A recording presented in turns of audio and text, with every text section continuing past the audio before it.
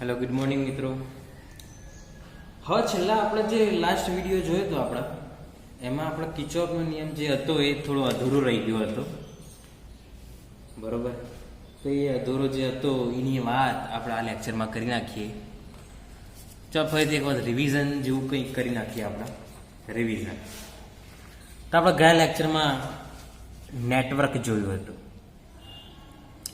Network એટલે શું? ઘણા બધી વસ્તુઓ ગૂંચળાની રીતે જટિલ રીતે જોડાયેલી હોય તો આખો જે પરિપથ બનાય એને કહેવાય નેટવર્ક. આપણે ઘેર જ જોઈ લો, ઘેર એક આખું નેટવર્ક. ઘણી બધી વસ્તુઓ જોઈએ, ટીવી હોય, ફ્રીજ હોય, બરોબર.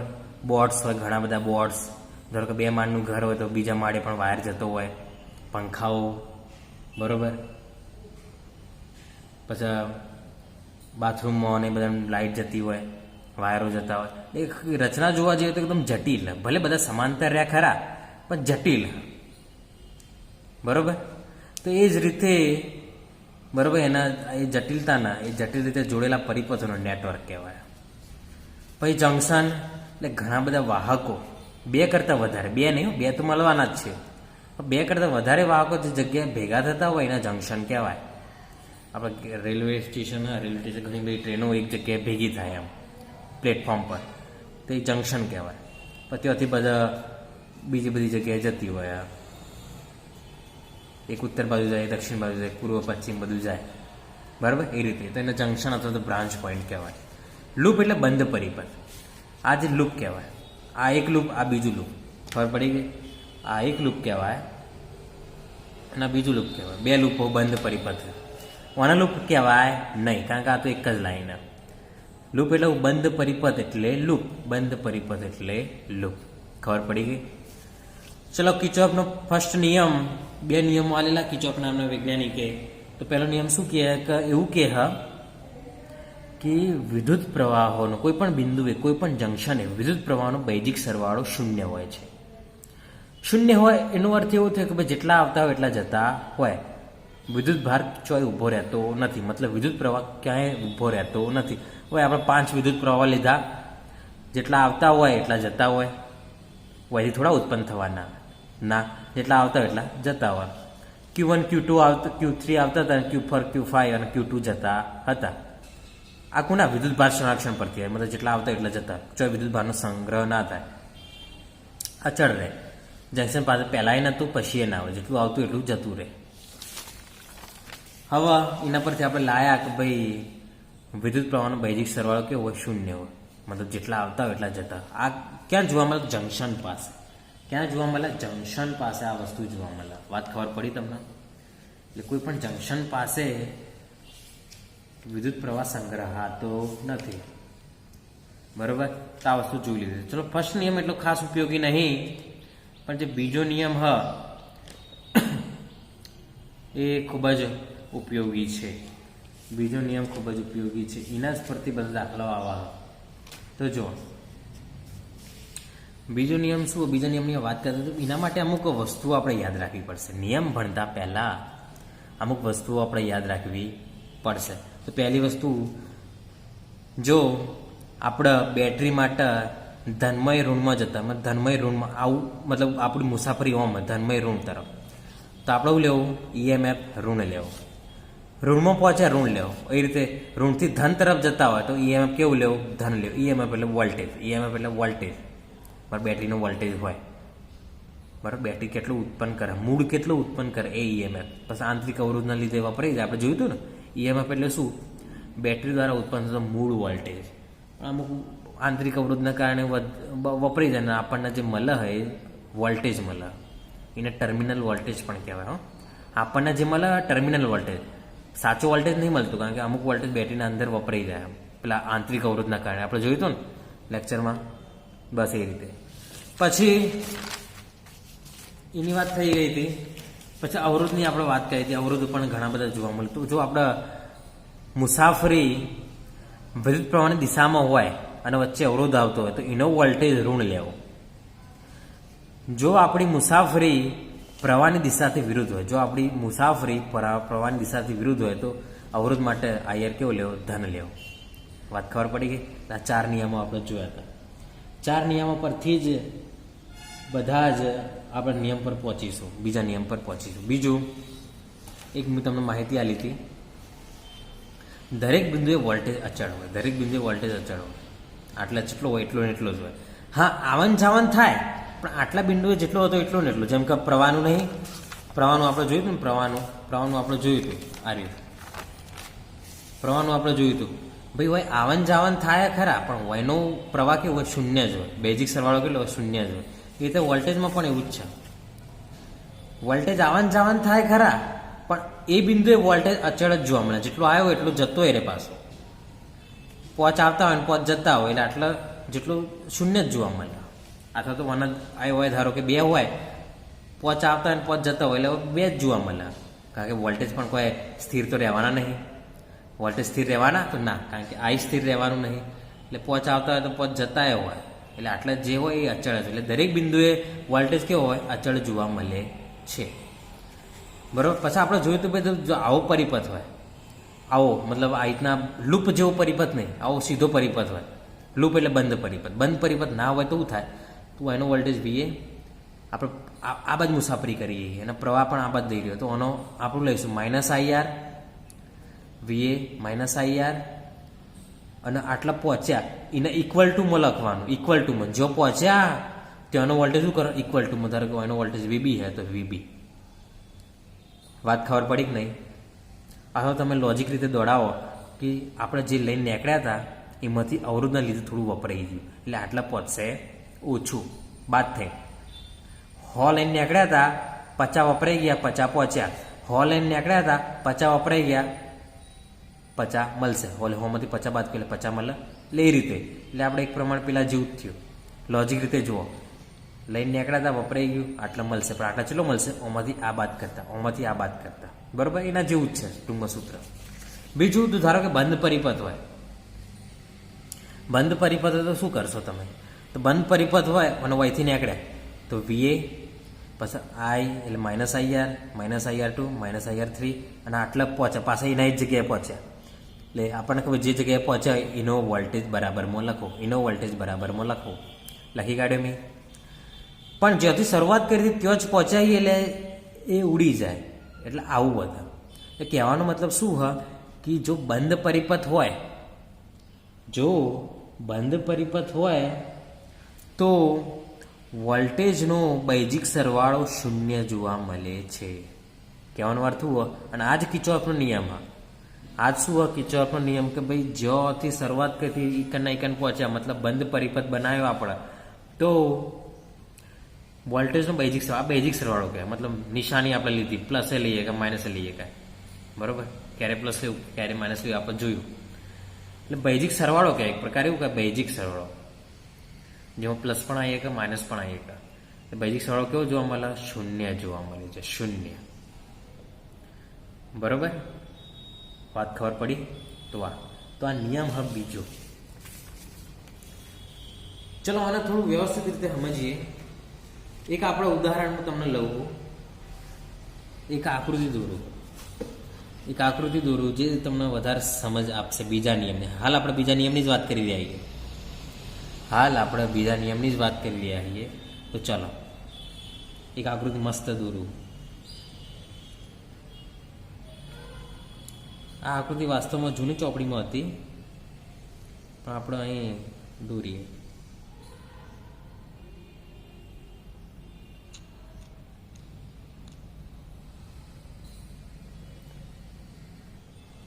ચલો થોડો સમય આપણે બચાવીએ તો મેં પહેલાં જ આકૃતિ દોરી નાખી. બરાબર. થોડી ષટકોણ જેવી તમને લાગશે આકૃતિ. બરાબર. હવે જો આવું કંઈક આવે એક પરિપથ આપણને આલેલો દેખાય રકમમાં. ચલો હવે આપણે કિર્ચોફના નિયમની વાત કરીએ. કિર્ચોફના નિયમને એપ્લાય કરીએ. આપણે જોયું તો નિયમો લખાય ને ભાઈ, +4 -4, એ નિયમની આપણે એના પ્રમાણે જઈએ. આપણે છથી શરૂઆત કરીએ વયથી. એ બિંદુથી શરૂઆત કરીને ઇકનને ઇકન આવવાનું, અને આપણી મુસાફરીની દિશા કઈ લઈશું? આપણે ઇકનને ઇકન આવો પણ મુસાફરીની દિશા કઈ લઈશું? તો આ આપણી મુસાફરીની દિશા. આ રીતે મુસાફરીની દિશા આમ લઈશું આપણે. ખબર પડી ગયા વાત? આ રીતે જઈશું. એટલે એ બિંદુથી સ્ટાર્ટ કરીને એ બી સી ડી ઈ અને પાછું એ પરિપથ મુસાફરીની દિશા થઈ એ બી સી ડી ઈ એ બરાબર મુસાફરીની દિશા આ થઈ આપણે. ચલો હવે જો એ બિંદુથી સ્ટાર્ટ કરીએ એટલે તેનો વોલ્ટેજ વીએ બરાબર આમ તો શૂન્ય થઈ જ જશે પણ હાલ આપણે લઈએ. ચલો આકૃતિ જોતા જજો, આકૃતિ જોજો. વીએ આર આવે હવે આપણને ખબર જો અવરોધ હોય ને એના એ દિશામાં આપણી મુસાફરી હોય ને પ્રવાહી દિશામાં હોય તો થાય માઇનસ IR1. પછી બેટરી આવી, બેટરી ઋણમય ધનમાં નાનામય મોટામાં શું થાય પ્લસ E1. વાત ખબર પડી કે નહીં? બરોબર E1 એનો વોલ્ટેજ E1 છે. પછી વત્તા પછી ઓમ જ્યાં R2 સુધી આવ્યા. R2માં પ્રવાહ આપણે ઓમ જઈ રહ્યા અને પ્રવાહ ઊંધો આવી રહ્યો એટલે એકબીજાને વિરુદ્ધ. આપણી મુસાફરી પ્રવાહની મુસાફરી અલગ એટલે એવું થાય ઊંધું હોય તો એવું થાય પ્લસ થાય I2 R2 બરાબર. પછી આટલા આવ્યા હોય I3 આ પરિપથમાં I3 ઓમ આવે નેનામાં મોટામાં નેનામાં શું થાય બાદબાકી -E2 બરાબર. આ E2 ઓન વોલ્ટેજ એ રીતે આમ જઈ રહ્યા છીએ પ્રવાહની દિશા પણ આમ છે અને આપણે મુસાફરી પણ આમ જ છે શું થાય -I3 R3. પછી એ રીતે R4માં જો પ્રવાહના એકબીજાને વિરુદ્ધ તો I4 R4 બરાબર. I4 R4 પછી વત્તા શું થાય 5 માટે એકબીજાને વિરુદ્ધ I5 R5 અને ઇઝ ઇક્વલ ટુ જો પહોંચે એ બરાબરમાં આવે VA. જો પહોંચીએ તે બિંદુનો વોલ્ટેજ બરાબરમાં લખો બરાબર. ખબર પડી એટલે આ VA સુધી પહોંચે એટલે VA નું બરાબર. પણ આપણને ખબર VA તો હતા આટલા અને VA હાર્યા એટલે ઉડી જાય. વધ્યું -I1 R1 વત્તા E1 વત્તા I2 R2 -E2 -I3 R3 વત્તા I4 R4 વત્તા I5 R5 equal to 0. VA ઉડી ગયા ઇક્વલ ટુ 0 બરાબર. તો આના પરથી જુઓ કે ભાઈ દરેક વોલ્ટેજનો બૈજિક સરવાળો કેવો હોય? શૂન્ય હોય છે. બૈજિક સરવાળો કેવો હોય? બંધ માર્ગ માટે બરાબર દરેક પરિપથના દરેક ઘટકના વોલ્ટેજોનો બૈજિક સરવાળો કેવો હોય? શૂન્ય હોય છે. અથવા તો બે વાક્યો લખી ગયા. આ વાક્ય પરથી એવું લખી શકાય કે ભાઈ બંધ પરિપથમાં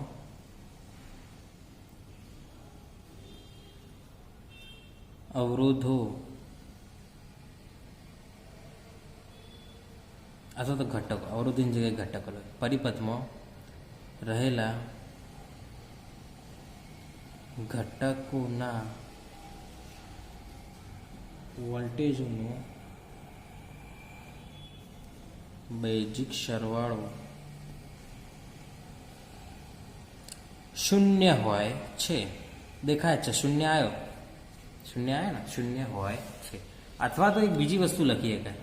આ એક ખરું પણ એક બીજી વસ્તુ પણ લખી શકાય. કયું? તો આ બાજુ હું E1 ના E2 નો પેલ બાદ લઈ જાઉં.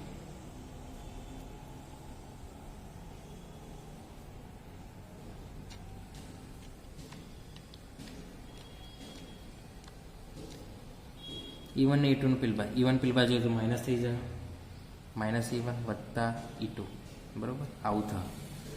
એટલે આના પરથી એવું લખાય એક બીજી વાત લખી શકાય.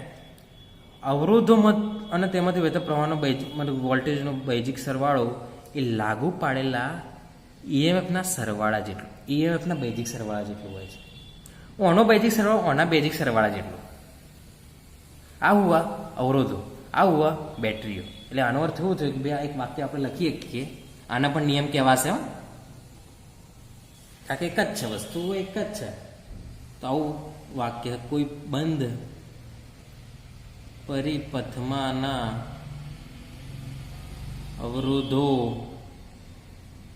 અને તેમનામાંથી હવામાં અવરોધો લખી શકાશે. વહેતા વિદ્યુત પ્રવાહનો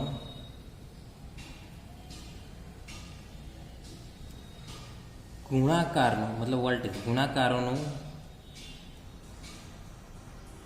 સમગ્ર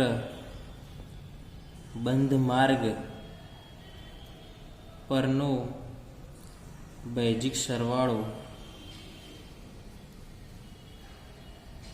વાળો તે માર્ગમાં લાગુ પાડેલા ઈએમએફના તો બેટરીના ઈએમએફના બેઝિક સરવાળા જેટલું હોય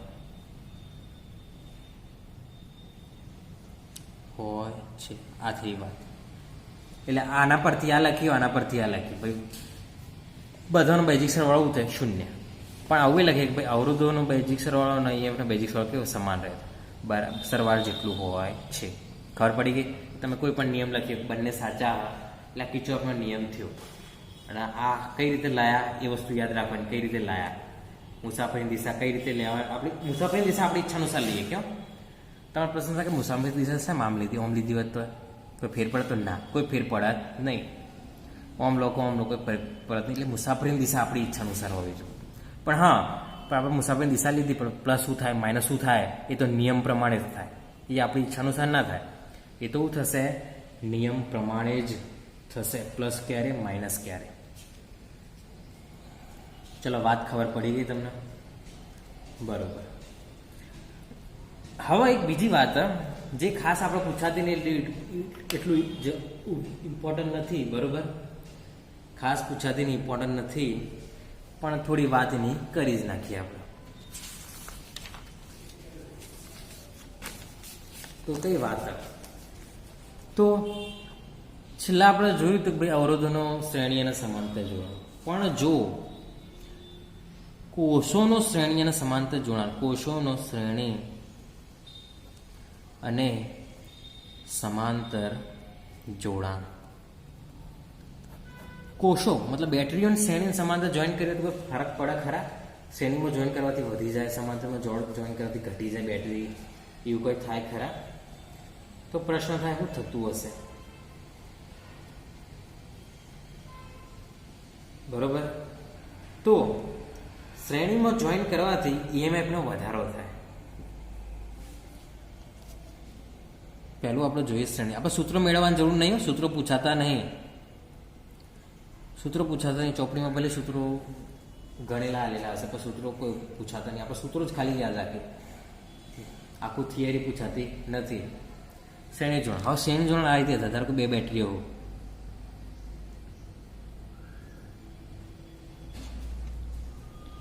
અથવા તો આ રીતે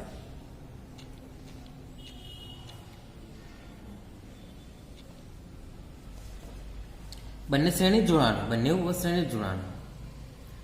પણ આને કહીશું આપણે સજાતીય, આના કહીશું વિજાતીય જોડાણ, અથવા તો સહાયક જોડાણ, વિરોધક જોડાણ, આવું એ કહેવાય. આમાં વોલ્ટેજ વધે, આમાં વોલ્ટેજ અથવા ઘટે, ઉર્જા ઘટે. ખબર પડી? કઈ રીતે? તો આ રીતે દેખો, plus minus, plus minus, plus minus, મતલબ એકનો પ્લસ બીજાનો માઇનસ, એકનો માઇનસ બીજાનો પ્લસ, એકનો પ્લસ આવી રીતના થવું જોઈએ.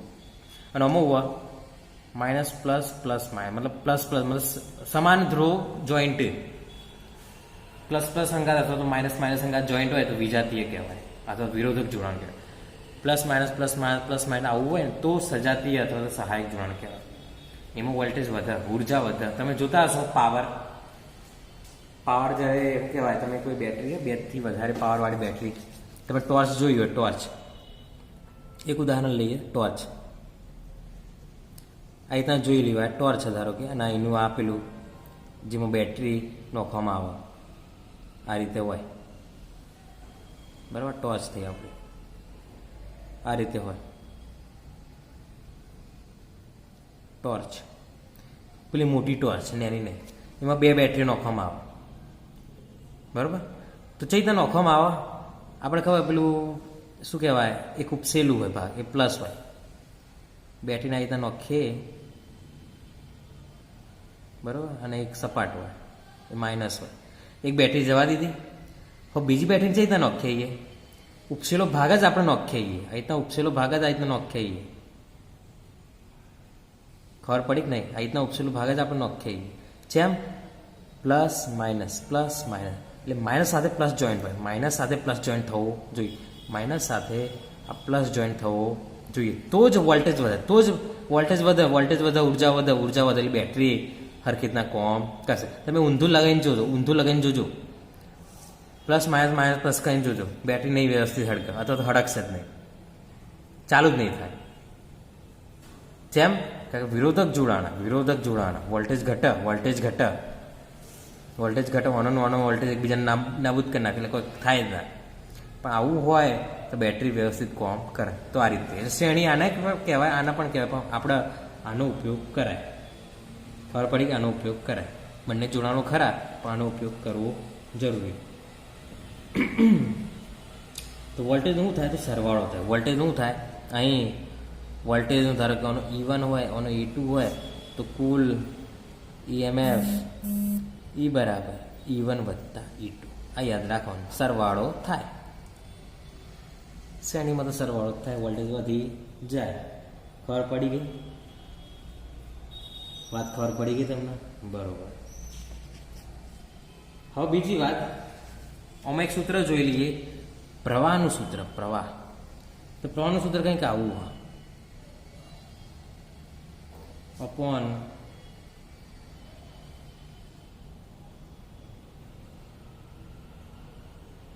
આવું સૂત્ર,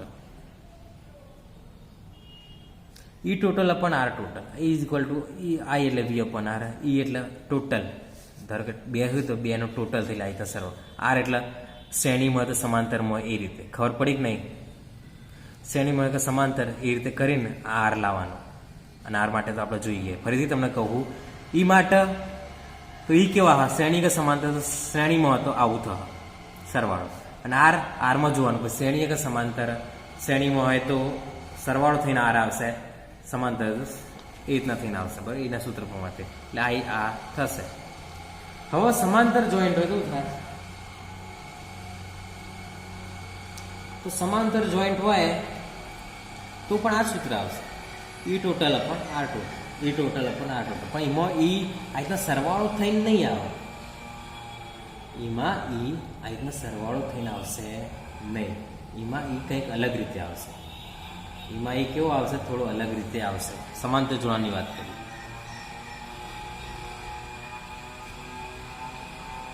થોડું ચોપડીમાં જોઈ લેજો, બરોબર. ના ખબર પડે તો ચોપડીમાં થોડું નજર રાખી લેજો, આ પૂછાતી નહીં થિયરી, બરોબર. ધારો કે આ રીતના એક બેટરી આ રહી છે અને બીજી બેટરી આ રહી, આ રીતના જોઈન્ટ કર્યા આપણે, બરોબર. આ રીતના બેટરી આ રીતના આપણે જોઈન્ટ કરી, બરોબર. આ રીતના જોઈન્ટ કર્યા, E1 આ E2, 2 બેટરીને જોઈન્ટ કર્યા. સમાંતરમાં તો વાંધો નહીં, સમાંતરમાં મોટાભાગે વિરોધક જોડાણ કરવામાં આવે. સમાંતર મોટાભાગે એવું બધું અલગ અલગ હોય, સમાંતર મોટાભાગે એવું બધું અલગ અલગ હોય. એટલે એમાં સહાયક કરો, વિરોધક કરો, એટલે કોઈ ખાસ ફરક ના પડે,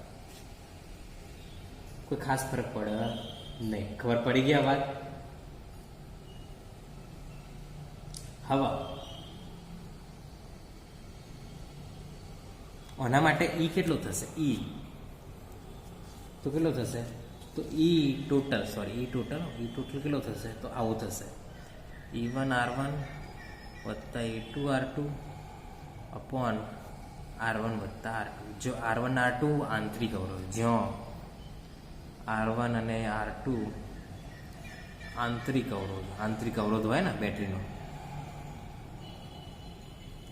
આનો આંતરિક અવરોધ R1, આનો આંતરિક અવરોધ R2 હોય અને આવું હોય તો આ રીતના થાય. પહેલાનો અવરોધ, બીજાનો અવરોધ અને આ બંનેનો સરવાળો આ થશે.